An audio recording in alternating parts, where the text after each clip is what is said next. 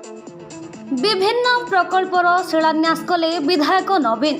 सईतला block विभिन्न पंचायत आज टिटलागढ़ विधायक नवीन जैन गस्त करी विभिन्न उन्नयनमूलक प्रकल्पर शिलान्यास करिसेंति।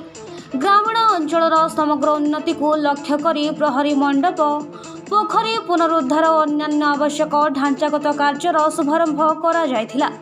एही अवसर रे स्थानीय लोक माने विधायक को उत्साहर सह स्वागत करथिले एवं निज अंचल मूलभूत समस्या गुड़िक नजर को आनिथिले।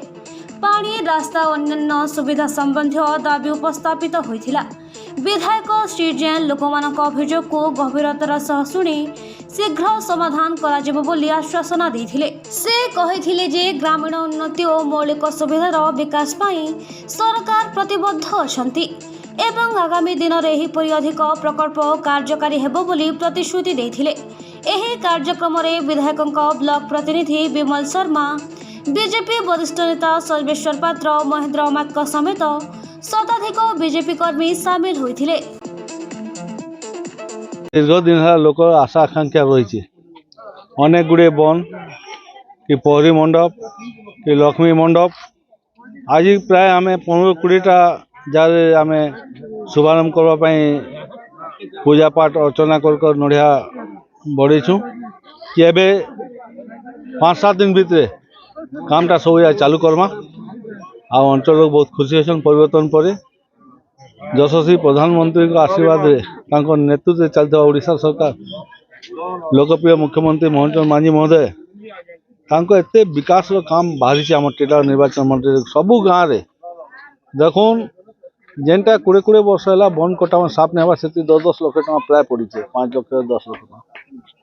आम ये हरिकीर्तन हरिनामटा बहुत मुख्य रहे आम अंचल सबू गाँव में आम पहरी मंडप करूँ जेने पे पहरी हो कि शिव मंदिर जेने अच्छी जेने आम लक्ष्मी पूजा हो अनेक हनुमान जयंती होपरी अनेक जगह धार्मिक स्थल आम सब जाकर किंबा रोड रास्ता कोटा हो कि आवागमन सबुआड़े आम सरकार नेतृत्व आम चली विकास आड़े आम 3टा ब्लॉक विकास चली टिटलागढ़ म्युनिसिपालिटी फिर अनेक गुड़े उन्नयनमूलक काम चली आ बहुत जल्दी टिटलागढ़ गोटे गणेश महाप्रभु आसंता 20 तारीख रे भव्य शोभा यात्रा हेब एवं पूजा अर्चना प्राण प्रतिष्ठा हेबा। समस्त को निमंत्रण कर माध्यम रे समस्त आपण आसिकर यही हरिकीर्तन 24 पहरी हरिकीर्तन समस्त आपण आसिकर शोभा यात्रा आसिकर महाप्रभु को दर्शन करूँ। सईतलारू खुशीराणी साहू का रिपोर्ट, कुशल प्रवाह।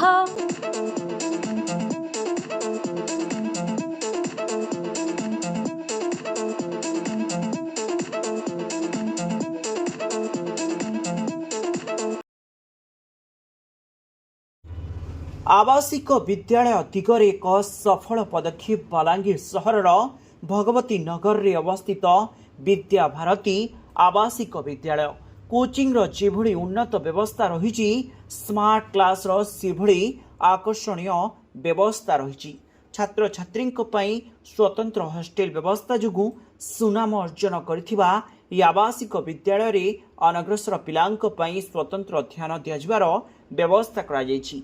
एसहित कंप्यूटर शिक्षार व्यवस्था एवं यातायात बस व्यवस्था जो छात्र छात्री भितर उत्साह सृष्टि होइछि।